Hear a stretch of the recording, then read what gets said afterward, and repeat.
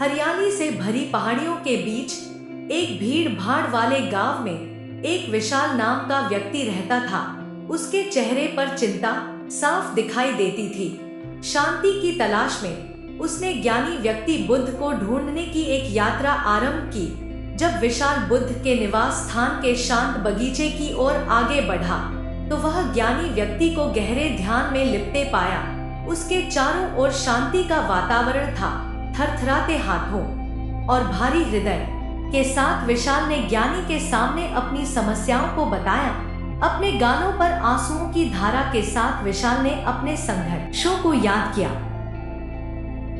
जिम्मेदारियों का बोझ, अधूरे सपनों की पीड़ा और निराशा की निरंतर पकड़। बुद्ध ने करुणा भरी आंखों से सुना।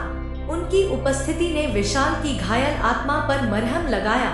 एक हल्की कोमल आवाज में बुद्ध ने अपने अदृश्य ज्ञान को प्राप्त कराया।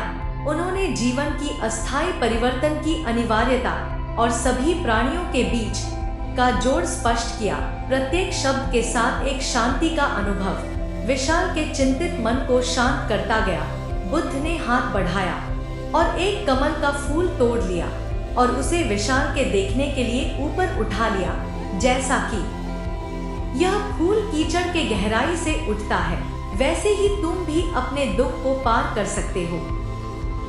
उन्होंने कहा। उनके शब्दों में आशा का वादा था।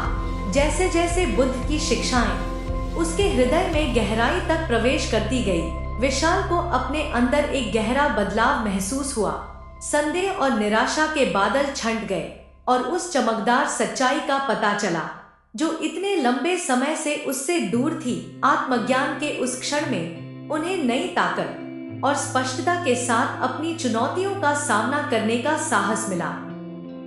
आदर से भरे हृदय के साथ विशाल बुद्ध के सामने झुक गया।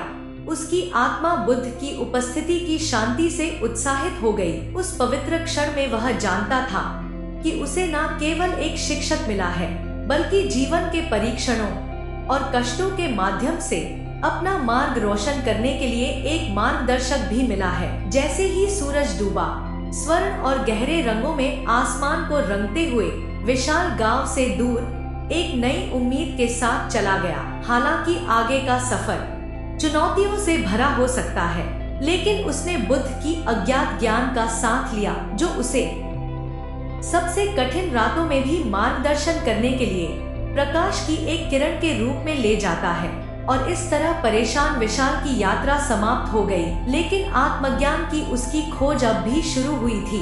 बुद्ध की शिक्षाओं को अपने मार्गदर्शक के रूप में लेते हुए वह आत्मखोज और परिवर्तन के मार्ग पर चल पड़े, यह जानते हुए कि सच्ची शांति और खुशी की कुंजी उनके दिल की गहराई में छिपी है।